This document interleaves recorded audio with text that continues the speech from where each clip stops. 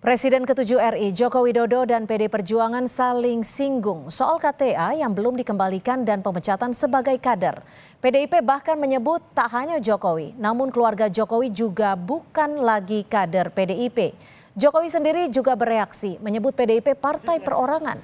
Mengapa Jokowi dan PDIP yang sudah berseberangan haluan politik kembali saling ungkit mengenai kartu tanda anggota PDIP? Sudah ada pengamat politik sekaligus Direktur Eksekutif Indo Strategik, Mas Ahmad Khairul Umam. Mas Umam, terima kasih sudah bersama kami di Kompas Petang. Selamat sore, Mbak. Selamat sore, Mas Umam. Ini Pak Jokowi berulang kali menyebut hari ini ya bahwa partainya menjadi partai perorangan. Ini menyindir siapa? Hasto kah, Ibu Mega kah, atau bukan sindiran tapi ada makna tersendiri dari kata yang disampaikan Presiden ke-7 ini? Ya, ada beberapa kemungkinan dari statement dari Pak Jokowi tersebut. Pertama, bisa saja itu adalah ekspresi kepanikan dari Pak Jokowi sehingga memberikan respon jawaban yang tampaknya tidak begitu mudah untuk dicerna, sehingga kemudian beliau menyatakan partai perorangan. Jadi bisa saja ini adalah bagian dari slip of tongue. Tetapi kemungkinan kedua, bisa saja statement itu adalah sebuah ekspresi serangan balik kepada PDIP yang kemudian seolah dianggap sebagai sebuah partai yang berbasis pada personalisasi yang terinstitusionalisasikan ke dalam sebuah partai. Artinya bahwa seolah kelembagaan partai secara utuh, tetapi sebenarnya itu manifestasi dari individu, dari perorangan yang kemudian dijalankan oleh misalnya Bu Mega dan juga terah dari Soekarno misalnya. Nah, oleh karena itu situasi ini yang tampaknya menunjukkan bagaimana tensi dari hubungan atau relasi antara PDIP dengan Pak Jokowi semakin tinggi, terutama pada satu situasi pasca pilkada. Karena tampaknya dari teman-teman PDIP sendiri ketika memasuki proses pemilu, pilpres, masih mencoba untuk menahan diri, bahkan tidak menunjukkan sikap dan juga positioning yang clear untuk memecat atau memberhentikan Pak Jokowi. Tetapi baru kemudian setelah pilkada selesai, praktis tidak ada kompetisi politik lagi, maka kemudian tidak akan ada irisan-irisan terutama dari basis pemilih loyal masing-masing yang berpotensi kemudian mengalami shifting. Nah, inilah kenapa kemudian juga bisa kita pahami mengapa Mas Hasto selaku Sekjen PDIP baru begitu clear menyatakan positioning dari Pak Jokowi yang dianggap sudah tidak lagi menjadi bagian dari keluarga besar PDIP. Tapi gini Mas Umam, jika Anda menyebutnya ini ada bagian kemungkinan kepanikan atau slip of tongue atau mungkin serangan balik, tapi mengapa Pak Jokowi ini juga melontarkan bahwa dirinya masih menyimpan KTA PDI Perjuangan dan isu ini kembali diangkat seperti itu?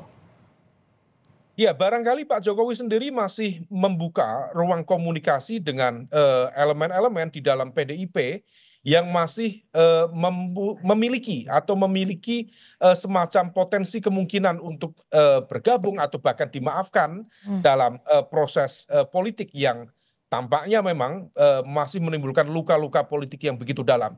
Nah, oleh karena itu ekspresi atau barangkali juga informasi yang cukup jujur, genuine, yang mengatakan bahwa beliau masih menyimpan KTA PDIP bisa dimaknai sebagai sebuah bentuk keberpihakan secara tidak langsung bahwa I am still part of PDIP. Apakah itu yang dari PDIP? Begini Mas Umam, jika memang Pak Jokowi masih membuka pintu untuk partai PDI Perjuangan seperti itu, apakah ini yang juga menjadi penyebab alasan hingga saat ini Pak Jokowi belum menentukan harus berlabuh ke partai mana? Iya, tampaknya memang demikian karena barangkali ada potensi kemungkinan dari elemen-elemen tertentu yang per hari ini juga masih berkomunikasi, let's say misalnya dengan Mbak Puan atau lingkar dekat Mbak Puan yang barangkali masih membuka ruang komunikasi yang baik dengan harapan ada proses pemaafan, ada proses let's say bagian dari naturalisasi kembali dalam tubuh PDIP, maka hal itu dilakukan.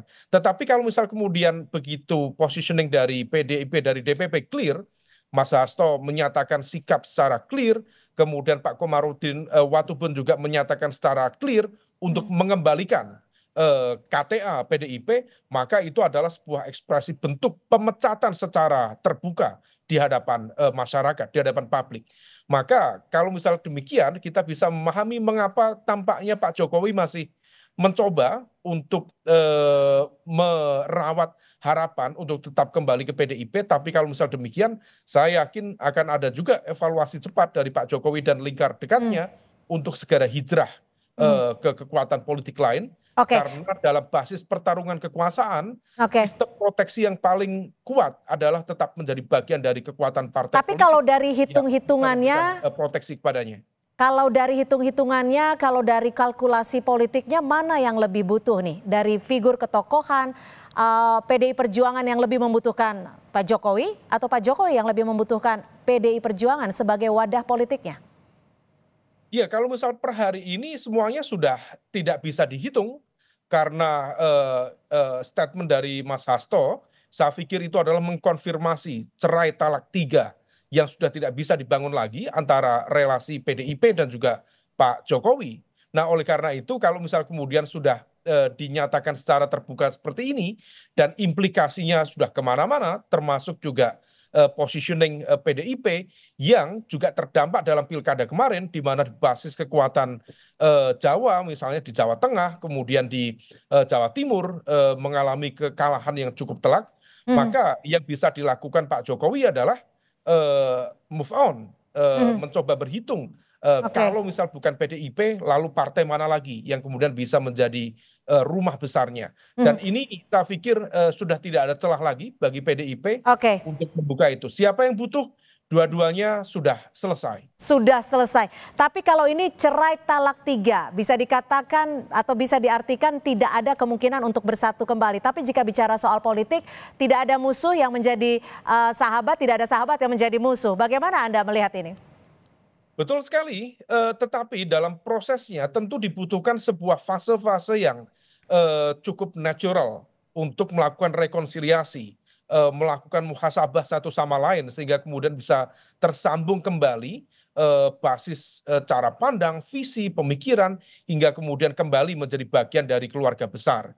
Tetapi kalau misal kemudian perpecahan kongsi kemarin disebabkan oleh sebuah dinamika politik yang cukup besar, juga melibatkan ego besar dari masing-masing kekuatan, maka yang bisa dilakukan untuk menyatukan adalah harus ada momentum besar dan situasi yang cukup fundamental sehingga kemudian ada titik temu yang mempertemukan antara Jokowi dan juga PDIP.